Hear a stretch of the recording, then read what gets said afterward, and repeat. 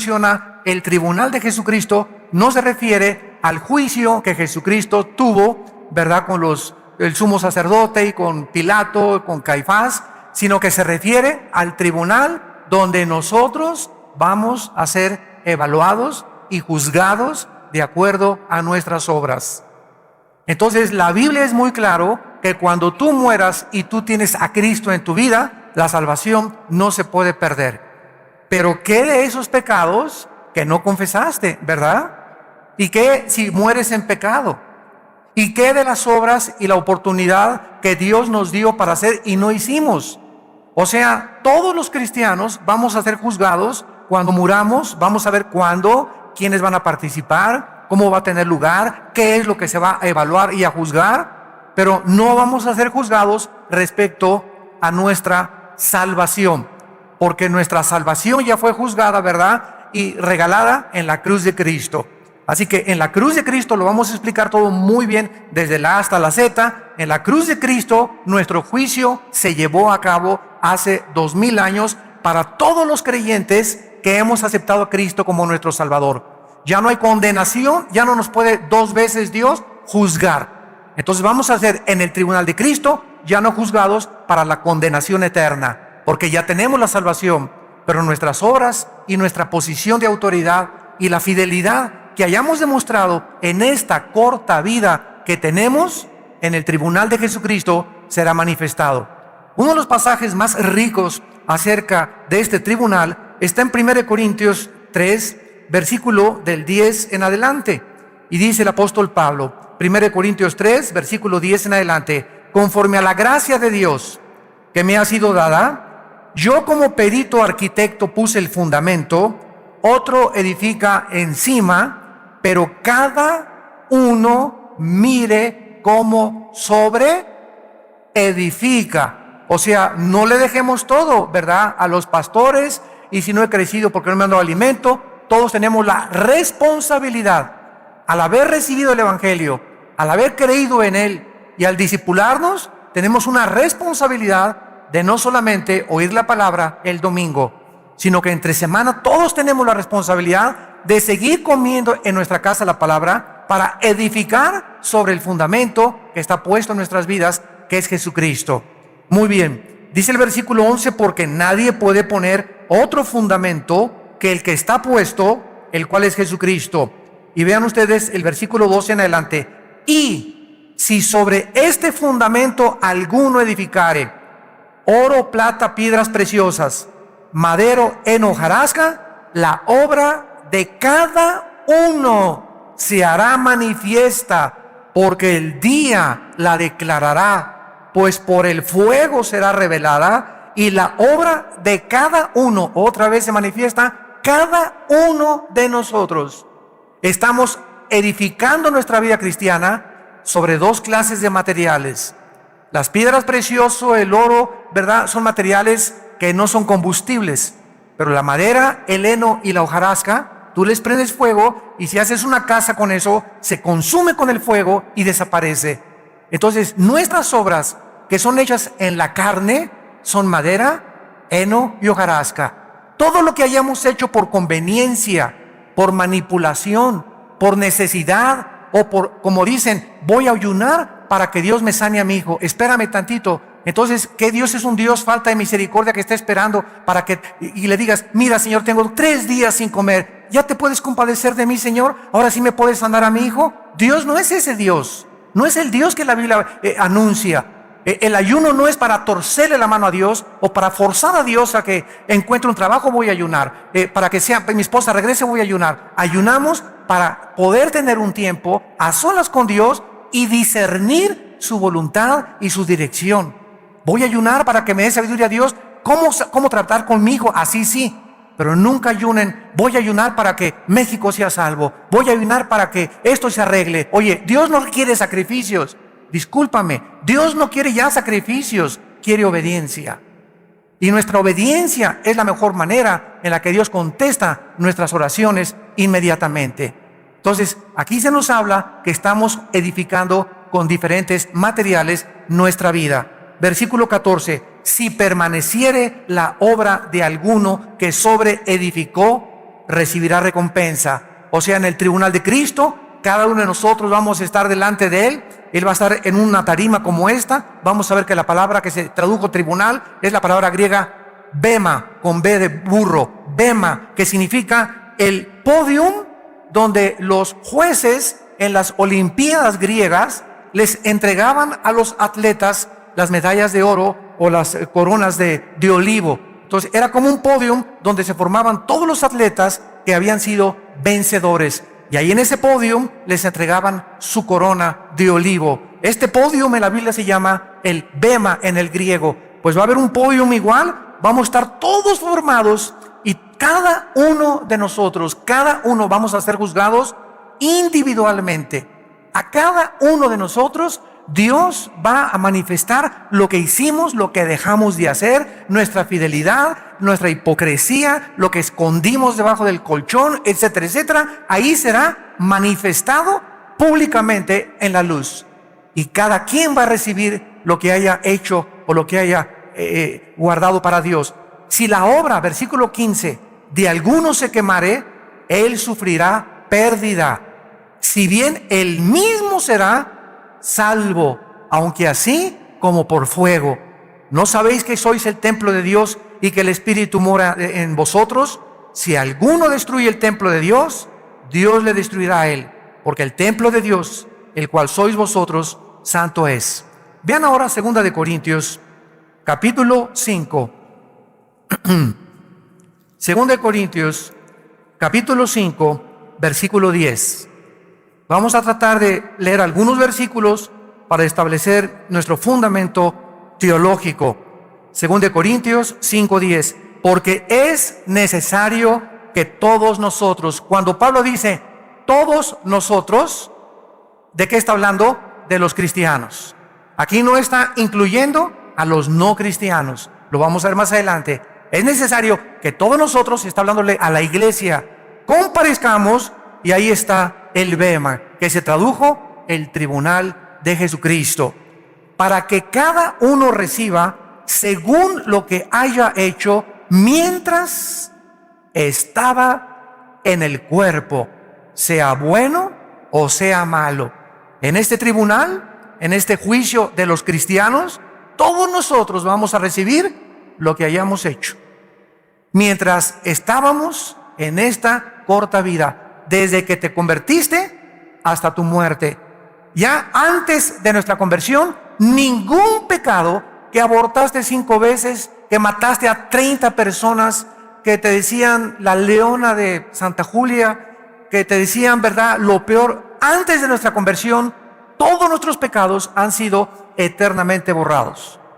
De nuestra conversión a nuestra muerte, nuestras obras comienzan a ser tomadas en cuenta. No para nuestra salvación, insisto, como lo acabamos de leer, sino para la pérdida o la ganancia de las recompensas y las posiciones de autoridad que vamos a tener. En otras palabras, en la otra vida, después del tribunal de Cristo, muchos van a sentarse con Cristo cuando las naciones sean reestructuradas y desde Jerusalén Cristo comience a gobernar y otras galaxias sean pobladas también, y Dios nos mande a otra galaxia como gobernador de alguna, de Andrómeda o no sé de qué otra galaxia, otro nombre que le ponga a Dios, o presidente, el nuevo presidente de México, etcétera, etcétera, donde ya no va a haber PRD, ni PAN, ni PRI, ni partidos políticos. Los hombres y las mujeres que van a gobernar en la otra vida será de acuerdo a la fidelidad que tuvieron en esta vida. Por eso 1 Corintios 15:58 dice el apóstol Pablo: hermanos, no os canséis de hacer el bien, porque a vuestro tiempo segaréis. Continuar haciendo el bien, porque vale la pena seguir trabajando para Dios. Un vaso de agua que hayamos dado en el nombre de Jesús, a las personas que les hayamos hablado de Cristo, las cosas que hayamos hecho, el amor que le has tenido a tu esposa, a tu esposo, el tiempo que pasaste con tus hijos, la santidad que tú viviste, todo será puesto en una balanza. Por eso tenemos que vivir con temor de Dios, porque estamos de paso por esta vida. El otro día venía yo pensando y me decía a mí mismo, si al nacer pudiéramos tener el entendimiento que se nos dijera cada vez que nace: mira, Pancholín, tienes 50 años de vida, vas de paso por esta tierra, No amontones riquezas, no vivas para este mundo, vas de paso. Carmelita, vas de paso.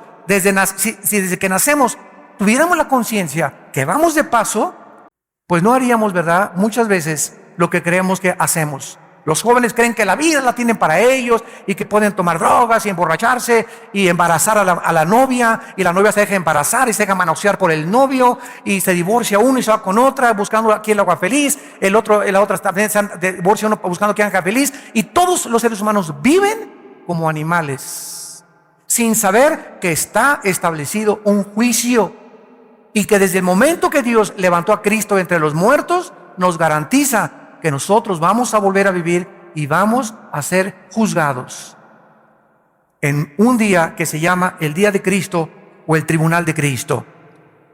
A pesar de todo esto, existe mucha confusión acerca de quiénes serán los participantes de este juicio. ¿Cuándo se va a llevar el juicio o el tribunal? El propósito y las consecuencias. ¿Qué pasará con esos cristianos que murieron en pecado, por ejemplo? ¿Qué pasará con aquellos que dicen en la primera carta de Juan que cuando vengan a Cristo se van a alejar de Cristo avergonzados? ¿Qué acaso estas personas van a perder su salvación? ¿Qué significa perder recompensas? ¿Qué recompensas vamos a recibir y qué es lo que vamos a perder? Todo esto lo vamos a cubrir en esta serie preciosa. Muy bien, en este tribunal no habrá, vuelvo a insistir, ninguna condenación ni castigo judicial para los pecados de los cristianos confesados o no confesados. Juan 5:24, de cierto les digo, que cualquiera que oye mi palabra no vendrá a juicio. ¿A cuál juicio se refiere? Al juicio final del gran trono blanco, Apocalipsis 20, del 11 al 15. Este es otro juicio de los incrédulos. Vamos a mencionar también ese juicio. Cualquiera que oye mi palabra y crea al que me envió, no vendrá a condenación. Esa palabra condenación, crino, con K, en el griego significa juicio judicial, condenatorio o sentencia. Cualquiera que crea en mí y me acepte como su Salvador, jamás podrá ser condenado dos veces. ¿Por qué? Porque yo ya pagué por todos tus pecados en la cruz del Calvario. Y si hubiera algún pecado en tu vida por el cual se tiene que pagar, Cristo tendría que volver a morir dos veces. Esta es la razón por la cual la salvación no es por las obras. El otro día me dijo un hermano, oye, pero yo todavía no sé si se pierde la salvación o no se pierde la salvación. Le dije, cuando Cristo murió, ¿por cuántos pecados murió en la cruz? ¿Por tus pecados pasados, presentes o futuros? Él mismo me lo contestó. Murió por mis pecados pasados, presentes y futuros, porque Él dijo, concluido está, terminado está, se acabó, no hay nada más que agregarle a su muerte en la cruz. Entonces, si muero en pecado, me dijo él, me voy al cielo. Le dije, sí, te vas al cielo, claro que te vas al cielo, pero ¿sabes una cosa? Después vas a ser en el tribunal de Cristo, vas a enfrentar esos pecados. Y vamos a ver en esta serie cuáles son las consecuencias de cristianos que creen que como no se pierde la salvación, pueden vivir con libertad o con libertinaje. Dice Gálatas 5:10, a libertad fuimos llamados, solamente que no usemos como ocasión de pecar la libertad que Dios nos ha dado. Romanos 6, ¿qué pues?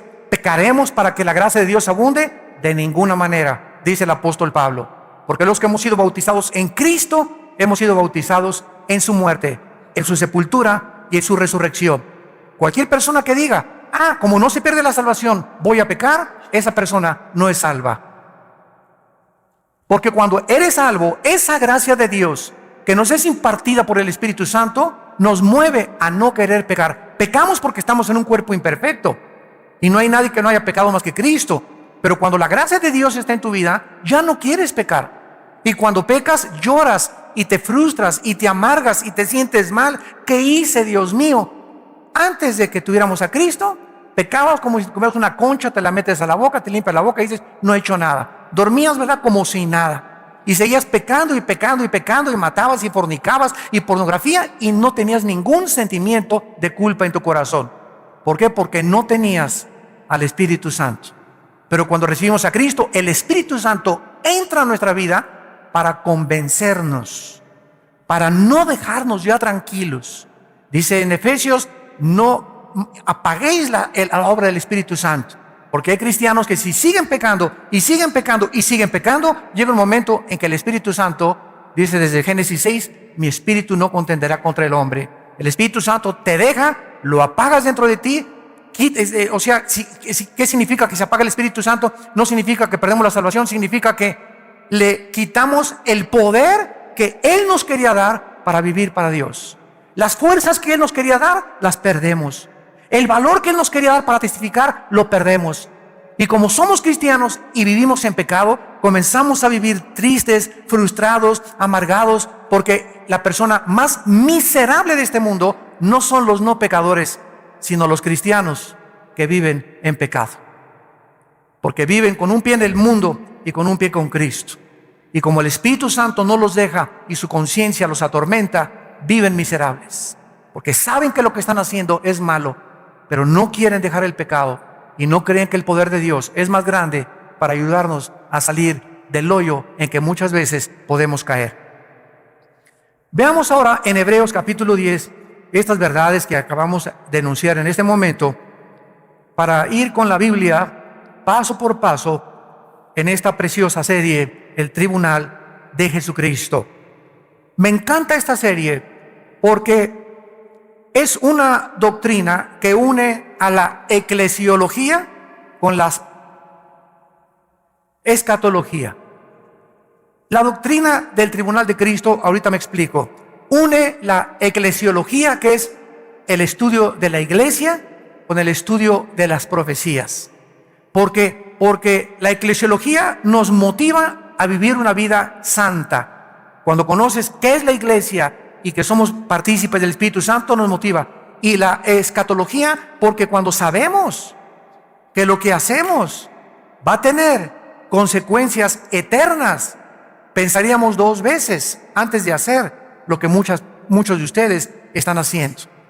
Muchos de ustedes pecan, muchos de ustedes tienen amantes, muchos de ustedes se acuestan con su novio. ¿Sabes por qué? Porque no tienen el temor de Dios. Si tú tuvieras el temor de Dios en tu corazón, no harías lo que haces a escondidas. Si tuvieras el temor de Dios, no harías lo que haces cuando nadie te ve. Pero como no hay un temor de Dios en tu vida, haces creyendo que te vas a salir con la tuya. Este fue el pecado de los líderes en el Antiguo Testamento. Dios no nos ve. Y cuando perdemos la conciencia de que Dios sí nos está viendo, mis párpados examinan a los hombres, dice uno de los salmos. Mis ojos ven, mis párpados examinan. Los caminos del hombre están delante de los ojos de Jehová. Proverbios 3. Y Él considera todas sus veredas. Proverbios 6 también. Entonces, cuando estamos conscientes de eso, nos damos cuenta que no podemos escaparnos de Dios. Y que tenemos que acudir a su gracia y a la misericordia para que podamos tener el poder de no pecar. Porque separados de Él, nada podemos hacer. Nos separamos de Cristo y perdemos la fuerza, apagamos al Espíritu Santo, comenzamos a vivir tristes porque necesitamos el poder de Dios. No somos suficientes, ninguno de nosotros, para vivir la vida cristiana en nuestras propias fuerzas. Dice en Hebreos 10, versículo 10, en esta voluntad somos santificados. O sea, la palabra santificado significa puestos aparte, separados del mundo. En la voluntad de Dios, nos ha Dios separado del mundo mediante la ofrenda del cuerpo de Jesucristo hecha una vez para siempre. Hecha una vez para siempre. Estos versículos me encanta enseñárselos y lo digo con mucho respeto a los curas católicos. O cuando tengo debates en la televisión con obispos o con personas de otra religión, ¿verdad? Porque siempre les pregunto, ¿qué es la misa? El 99% de las personas a las que tú les preguntes qué es la misa, no saben contestarte. O si te contestan, te van a decir, ¿es la Eucaristía? ¿O es ir allá y persinarse? Pero no saben que la misa, de acuerdo al Concilio de Trento, apúntalo, el Concilio de Trento es el sacrificio de Jesucristo por los vivos y por los muertos. ¿Qué es la misa? Es un sacrificio. Cuando el cura entra al altar dice introibo al altare Dei en latín. Me introduzco al altar de Dios. Le introibo al altare Dei letiu quetificatet juventutem meam, dice en latín. Me introduzco al altar de Dios a ofrecer sacrificio por los vivos y los muertos. De ahí las misas, las has oído, gregorianas. ¿Han oído ustedes de las misas gregorianas? ¿Qué son las misas gregorianas? Se murió don Pancho. Ya que se muere, vamos a pagar a la iglesia para que le den una misa gregoriana, o sea, para que lo ayude a salir del purgatorio. Otra vez, vuelven a sacrificar a Cristo y con ese sacrificio, don Pancho ni nos oye. Pero estamos haciendo otro sacrificio, Dios, para que tengas misericordia. Y don Pancho, si tenía 15,000 años en el purgatorio, que sean 10,000. Y si tienes dinero, le das 10 misas gregorianas y lo sacas en un mes a tu pariente. Cuando nosotros, amados santos, seguimos esta línea de lógica elemental, nos damos cuenta que perdida está la gente en la ignorancia. ¿Por qué lo hacen? Lo hacíamos nosotros, porque no conocíamos las sagradas escrituras. En el Antiguo Testamento, los sacerdotes levíticos tenían la consigna, ellos sí, de ofrecer los sacrificios por el pueblo. Viene Cristo y se acaba el sacerdocio levítico. Y la iglesia romana se brincó la cruz y continuaron y han perpetuado el sacerdocio levítico, que ya no existe. Han hecho a un lado la cruz de Cristo y siguen ellos tratando de ser intercesores por nosotros. Y ya no hay, y dice en la Biblia católica y en cualquier Biblia, 1 Timoteo capítulo 2, no hay más que un intercesor entre Dios y los hombres, un mediador, Jesucristo hombre. Y lo dice Hebreos, el sacrificio de Cristo fue hecho una vez. Ellos, en cada realización de la misa, siguen matando a Cristo. Lo siguen ofreciendo. Esto es cuando levantan la Eucaristía y comienzan a hacer todo. Entonces se acerca la gente y les dan la hostia, que se llama la doctrina de la transubstanciación, donde bajo la bendición del sacerdote católico convierte eso en la sangre y en el cuerpo de Jesucristo. Y cuando la persona la toma, está recibiendo a Cristo. De lunes a viernes se le sale y lo vuelve a tomar el domingo. ¿Y qué dice la Biblia, verdad? Juan 1:12, a los que le recibieron, nos dio la potestad de ser hechos hijos de Dios. Lo recibimos una sola vez. Pero ellos, ¿cómo creen? Que se sale, hay que volver a invitarlo y volver a sacrificarlo y volver a sacrificarlo y volver a sacrificarlo y volverte a dar a Cristo y volver a sacrificarlo y ven para acá para que vuelvas a recibir a Cristo, porque no saben que Él vive eternamente en nosotros. Dice en Efesios 1:13 y 14 que hemos sido sellados con el Espíritu Santo hasta el día de la redención, hasta el día de la resurrección. ¿Cómo nos ilumina la Biblia, verdad? Es maravillosa. Ahora viene el versículo 12, de ahí mismo de Hebreos 10, versículo 12. Pero Cristo, habiendo ofrecido otra vez, lo mismo dice el Espíritu Santo, una vez para siempre, un solo sacrificio. Cura católico que me escuchas, con mucho respeto, no quiero abusar, ¿verdad?, de este conocimiento, pero ya deja de sacrificar a Cristo. Ya no vuelvas a celebrar misa si me estás escuchando, porque estás diciéndole que el sacrificio de Cristo no fue suficiente.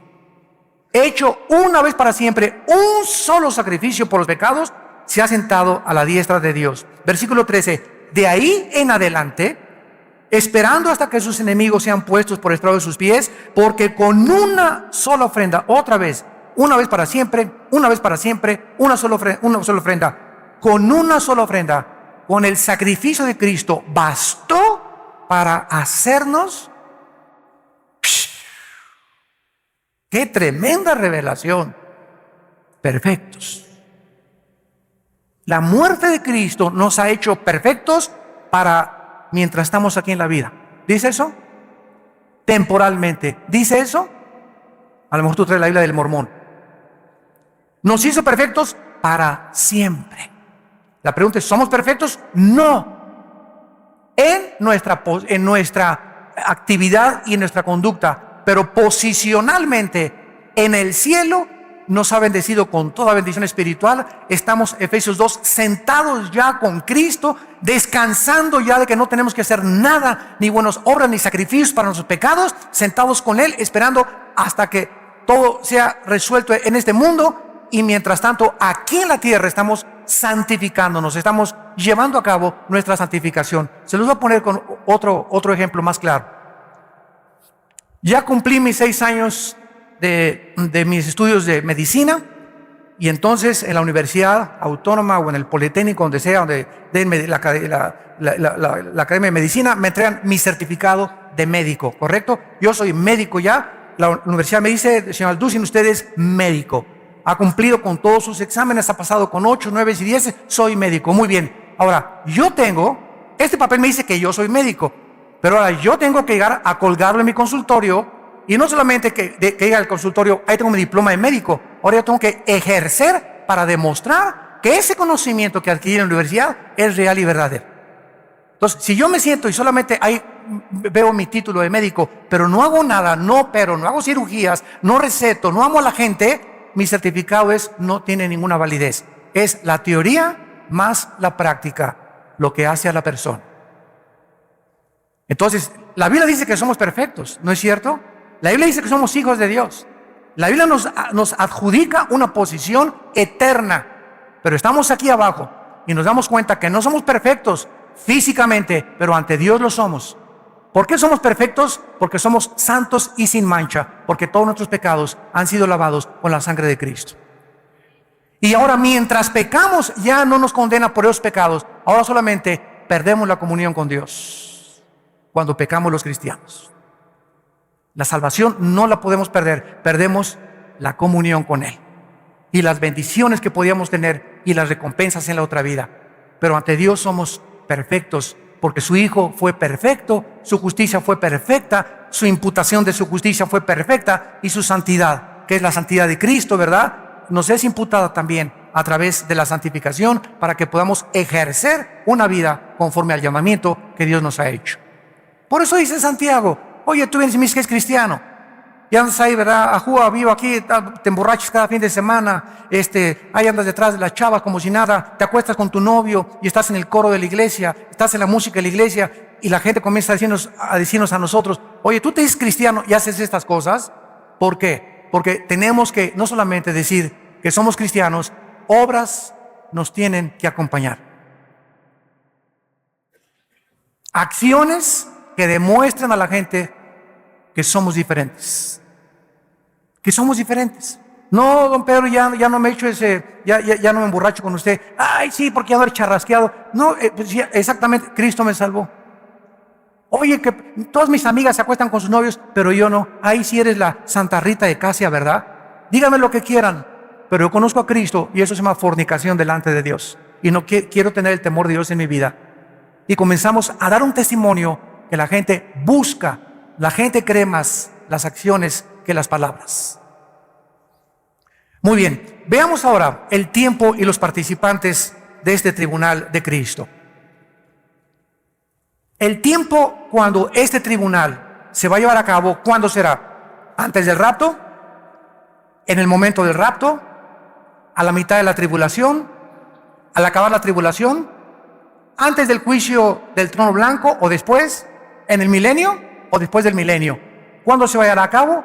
La Biblia es muy clara. Veamos cuándo vamos a ser juzgados en este tribunal. Lucas capítulo 14. Vamos a ver algunos pasajes que no nos van a dejar ninguna sombra de duda respecto al tiempo cuando se llevará a cabo este tribunal, este juicio o evaluación de nuestras obras. Dice Cristo en Lucas 14, versículo 13 y 14. Lucas 14, 13 y 14. Mas cuando hagas banquete, llama a los pobres, los mancos, los cojos, los ciegos, y serás bienaventurado o dichoso, que es lo mismo, porque ellos no te pueden recompensar, pero te será recompensado, ahí está, cuando en la resurrección de los justos. ¿Cuándo recibiremos las recompensas? Cuando todos los justos seamos resucitados. ¿Cuándo se llevará esta resurrección? Primera de Tesalonicenses, capítulo 4, del 13 al 15. Hermanos, les escribo para que no se entristezcan como los demás que no tienen esperanza. Porque si Cristo murió y resucitó, también Dios traerá con Jesús a los que durmieron con Él. Por esto digo que con voz de arcángel, con voz de trompeta y con voz de salvación, los muertos en Cristo resucitarán primero. Luego nosotros, los que quedamos, seremos arrebatados juntamente con ellos y así estaremos para siempre con el Señor. Por lo tanto, aliéntense con estas palabras. En el momento que desaparezcan millones de cristianos del planeta Tierra, en ese momento, ¿verdad? ¿A dónde vamos? Todos los que seamos raptados, puede ser hoy en la tarde. Puede ser, a lo mejor ni acabo el mensaje. Y muchos dicen, ¿dónde se fueron? Se los llevaron los ovnis, van a decir. Puede ser hoy en la noche, el arrebatamiento, porque no hay señales para el arrebatamiento. Para la segunda venida hay señales, y verán la señal del Hijo del Hombre. Pero para el arrebatamiento no hay señales. Es inminente, en cualquier momento, el día y la hora, nadie la sabe. La segunda venida de Cristo sí es anunciada con muchas profecías y con muchas señales. Cuando dice vendré como ladrón en la noche, no se refiere a la segunda venida, se refiere al arrebatamiento.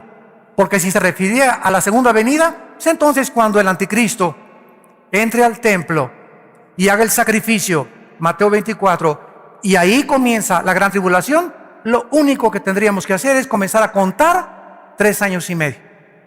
Y a los 3 años y medio sabríamos que venía Jesucristo y terminaría el Armagedón. Pero el día y la hora, nadie lo sabe, se refiere al rapto, al arrebatamiento de la iglesia. Por eso una cosa es el arrebatamiento, otra cosa es la segunda venida de Cristo. No es la misma cosa, el arrebatamiento de la segunda venida de Cristo no es lo mismo, porque el rapto viene sin anuncio, sin señales, sin ninguna prueba. Puede ser en cualquier momento. Veamos otro pasaje, 1 Corintios capítulo 3. Versículo 13. Voy a leer rápido. La obra de cada uno se hará manifiesta, porque el día, ese día, ya sabes que es el día. ¿Qué día? Siempre que en el Nuevo Testamento, escúchenme estudiantes de la Biblia, vean el día de Cristo, ese día se refiere al tribunal, al día en que vamos a ser juzgados. El día es el sujeto de la revelación. Y será un día revelado con el fuego. Ahora, el contexto que sigue a continuación se sigue desarrollando por los demás apóstoles. Por ejemplo, en 1 de Pedro 5, versículo 4. Y cuando aparezca el príncipe de los pastores, vosotros recibiréis la corona incorruptible de gloria. Filipenses capítulo 2, versículo 16.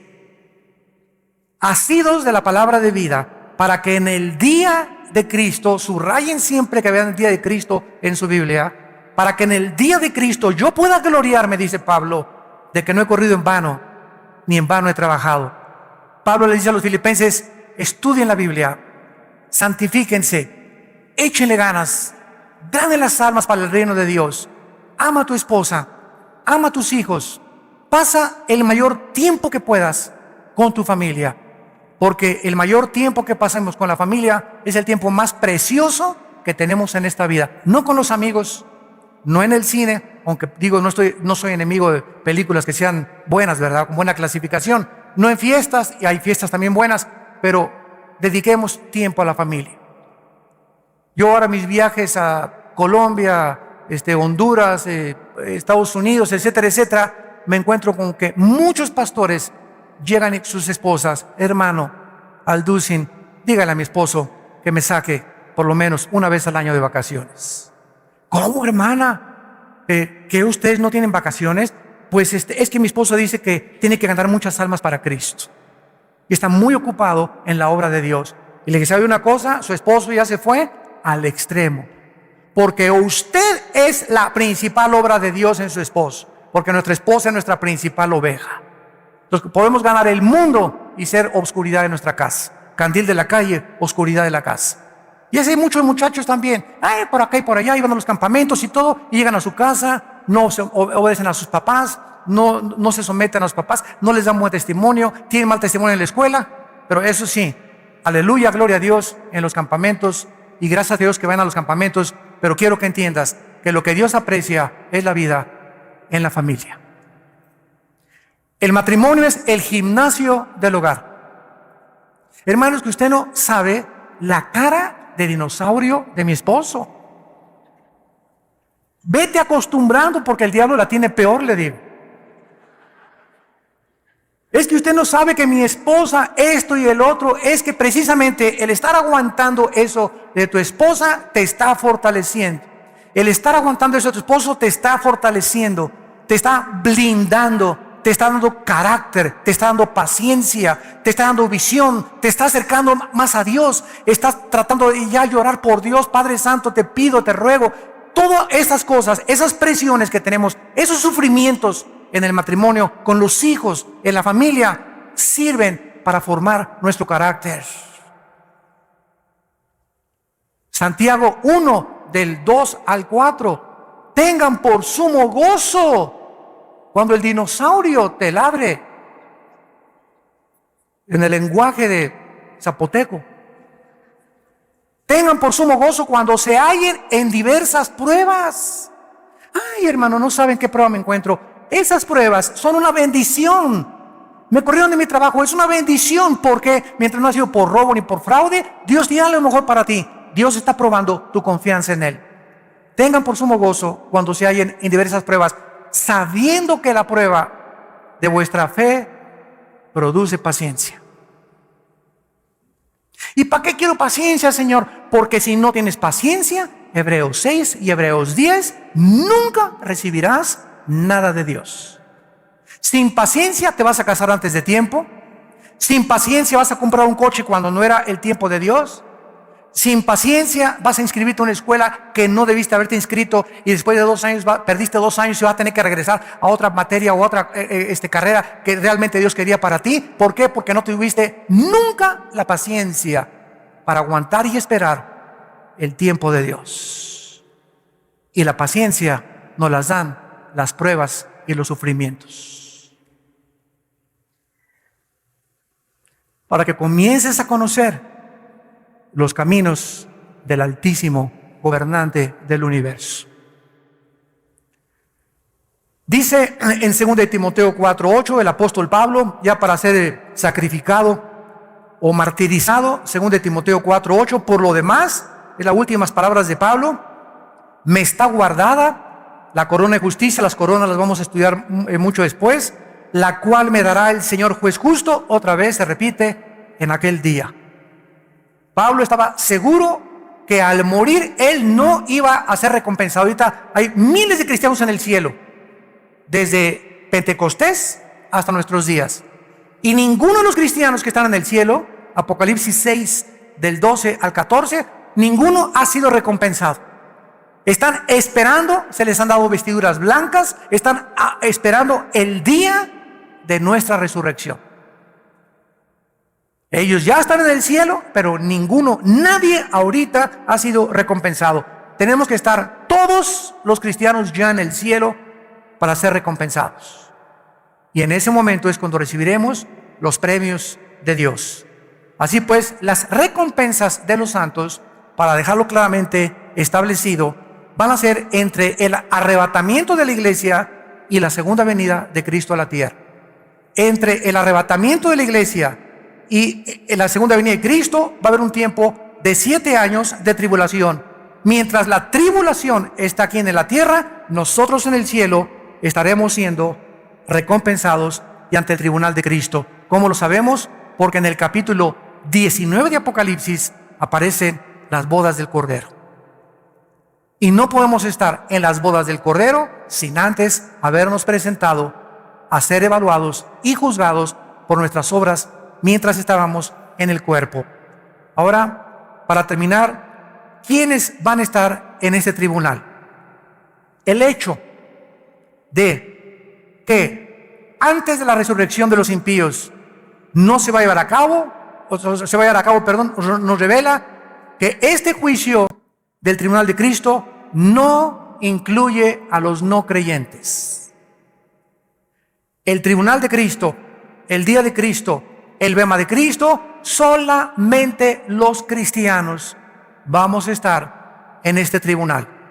Los no creyentes, cuando terminen los 7 años de tribulación y Cristo regrese al mundo, vamos a entrar a 1000 años, a un periodo de 1000 años de vacaciones aquí en la tierra, Isaías 65 y 66, Apocalipsis 20 y 21, y después del milenio, Apocalipsis 20 del 11 al 15, los no creyentes serán presentados, serán abiertos los libros de Dios y pasarán todos los no cristianos y ninguno va a estar hincado, estarán parados delante de Dios y serán echados al lago de fuego que arde con fuego y con azufre, que es la muerte segunda. En ese juicio, del juicio del gran trono blanco, nosotros ya fuimos juzgados por nuestras obras, no por la salvación, pero en el juicio de los no cristianos después del milenio, nosotros seremos el jurado. Los ángeles y los querubines estarán en el cielo cósmico de Dios y Dios demostrará que Él no va a mandar a nadie al infierno. ¿Cómo? Sí, se fueron solitos.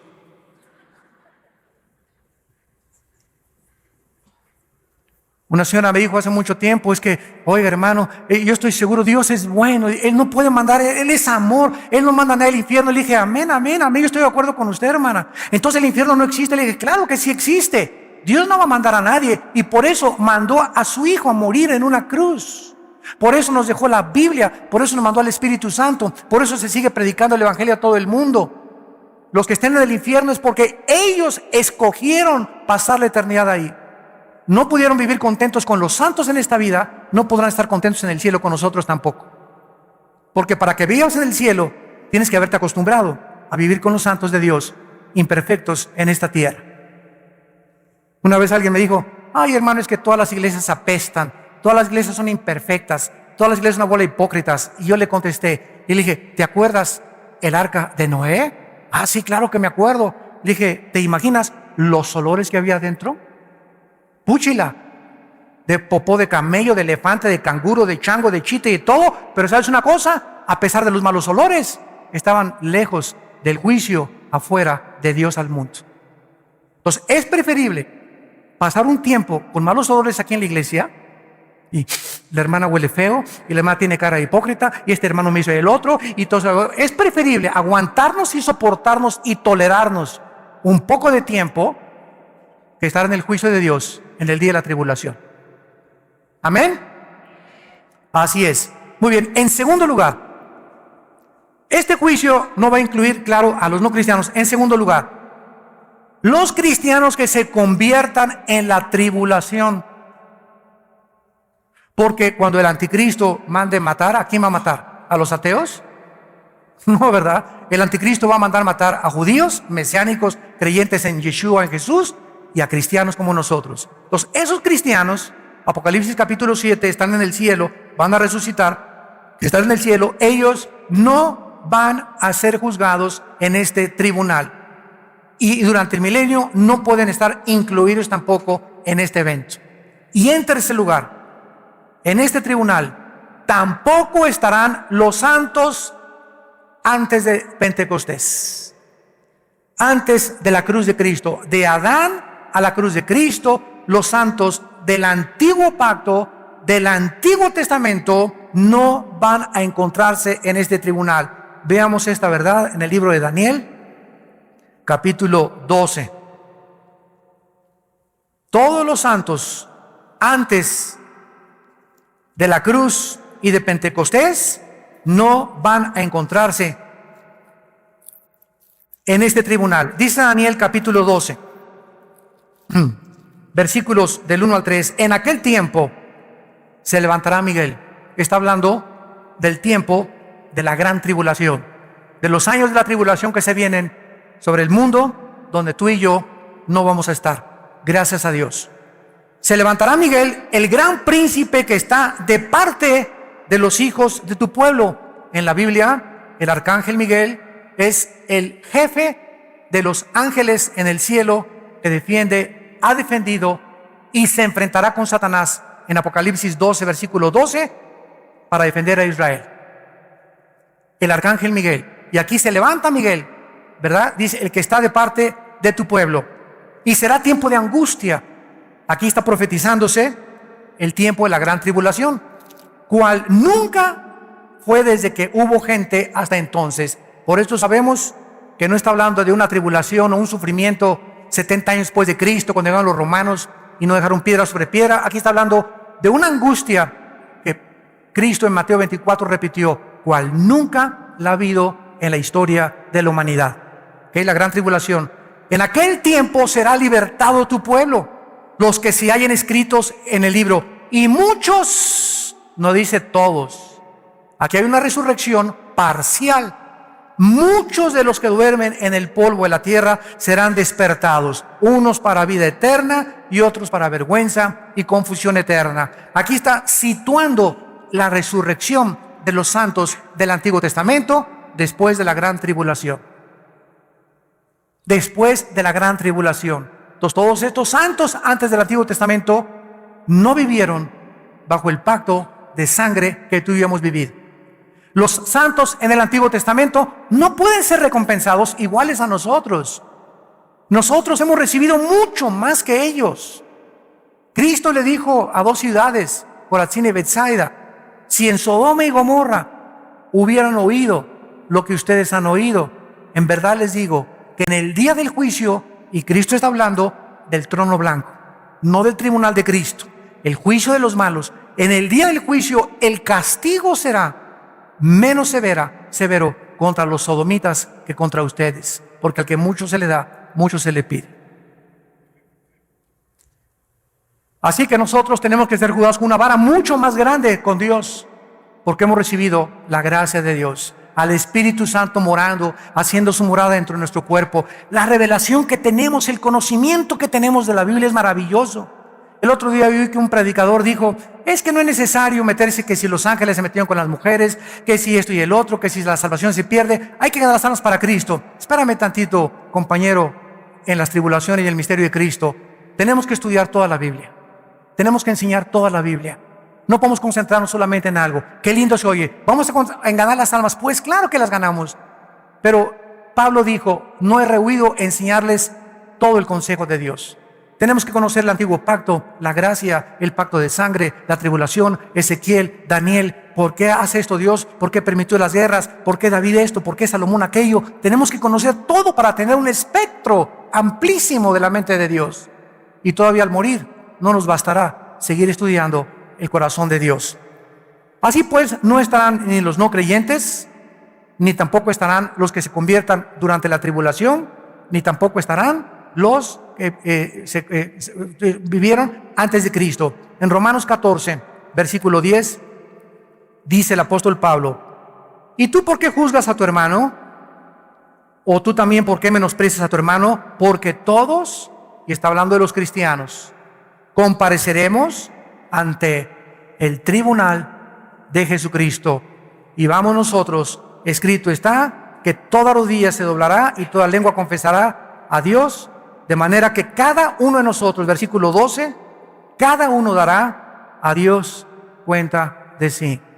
Santo, santos de Dios, si hoy en media hora, hoy en la tarde, viniera Jesús por nosotros, ¿no te lamentarías y dirías, ¿cómo? Es que yo creí que todavía tenía 2 años, creí que me quedaban todavía 10 años de vida, creí que me quedaban 5 meses más, y así la muerte viene por nosotros en cualquier minuto, en cualquier segundo?